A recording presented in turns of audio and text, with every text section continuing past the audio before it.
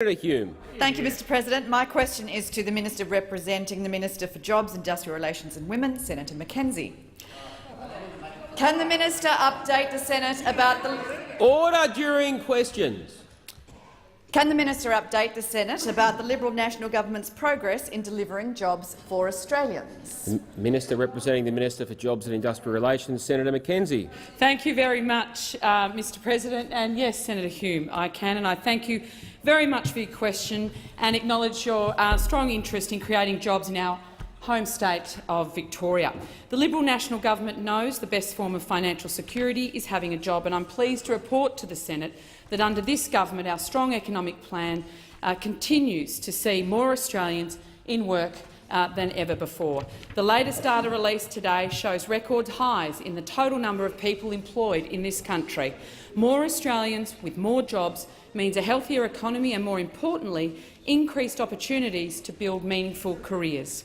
We're also at record highs when it comes to full-time employment, up to 8,654,000 full-time jobs. Happily, unemployment is down to 5%, the best result in 6 years and well below the rate recorded this time last year. Since September 2013, under the Liberal National Government, employment has increased by more than 1,100,000 jobs. That's a 10% rise. That's more than 1 million Australians who now have a brighter future.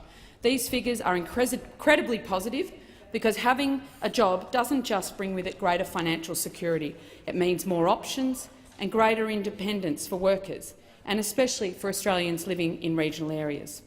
And it means growth and productivity gains for small businesses who employ them.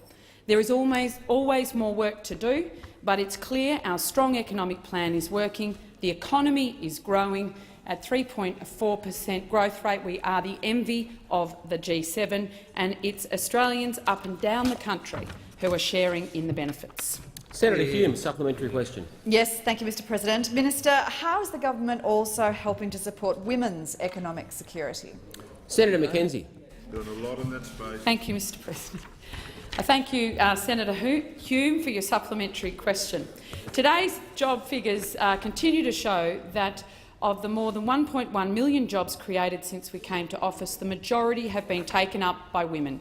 Today's results reflect a strong labour market and highlight the successes of the government's efforts to stimulate sustainable jobs growth. And we continue to see record numbers of women employed in full-time work.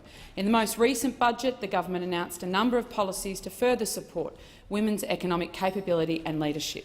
This includes $10 million for initiatives to put women in control of their financial lives as part of a $50 million fund to promote the financial capabilities of Australian consumers. And of course, our new childcare package, which commenced from July this year, helps to support flexible work arrangements for more Australian families. We've introduced crucial flexibility measures that allow women with interrupted work patterns to make catch-up super contributions. The Liberal National Government Senator remains— McKenzie. Senator Hume, a final supplementary question. Yes, thank you, Mr President. Is the minister aware of any risks to the government's approach? Senator McKenzie. Yes, I am. It's those opposite and their hypocritical approach to women's financial security. Order. Labor say they want to boost women's economic security, yet they pledge to scrap measures the government has introduced to provide women with flexibility and security throughout their working lives and into retirement. They cosy up to militant unions and their extreme policies. The real consequence of Labor policies, if they are elected, is that they will cost jobs and close small businesses, and this would particularly affect regional Australians who are doing it tough because of the drought. And worst of all, they continue to stand up Senator O'Neill. Senator O'Neill. Kick her out. Cackles on.